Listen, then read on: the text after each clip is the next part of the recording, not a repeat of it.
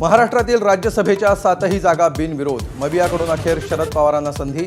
आदित्य ठाकरेंच्या गैरहजेरीमुळे ठाकरेंच्या नाराजीच्या चर्चांना जोर, तर पार्थ पवारांच्या अर्जासाठी खुद्द मुख्यमंत्र्यांची हजेरी.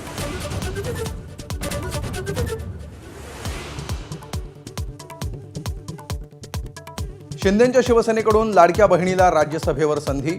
ज्योती वाघमारेंच्या वर्णीमुळे अनेक जण नाराज. राहुल शेवाळे, अडसूळ, शायना एनसी, कीर्तिकरांना मागे टाकत वाघमारेंची बाजी.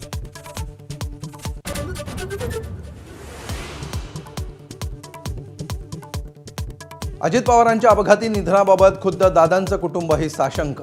पार्थ पवार सहकुटुंब पंतप्रधानांना भेटणार, तर संध्याकाळी मुख्यमंत्र्यांकडे कैफियत मांडणार.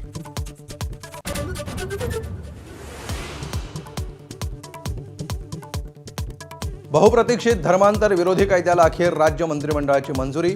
लवकरच अध्यादेश निघणार. कायद्यात 5 लाखांचा दंड तर 7 वर्षांच्या शिक्षेची तरतूद.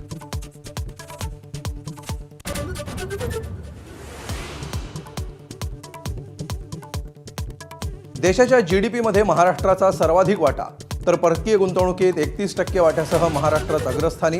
आर्थिक पाहणी अहवालाचं निरीक्षण. उद्या राज्याचा अर्थसंकल्प मांडला जाणार.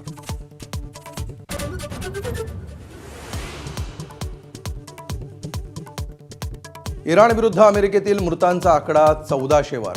इराणचे सर्वोच्च नेते आयातुल्ला खामेनींच्या मृत्यूनंतर भारताकडून पहिल्यांदाच शोक व्यक्त. परराष्ट्र सचिव विक्रम मिस्रींकडून शोकपुस्तिकेवर सही.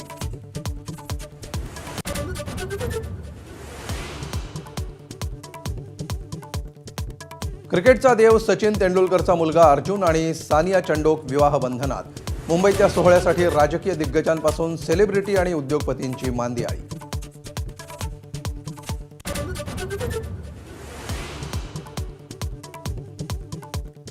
वानखेडेच्या मैदानात आज T20 विश्वचषकातला दुसरा उपांत्य सामना. वानखेडेवर टीम इंडियासमोर इंग्लंडचं आव्हान.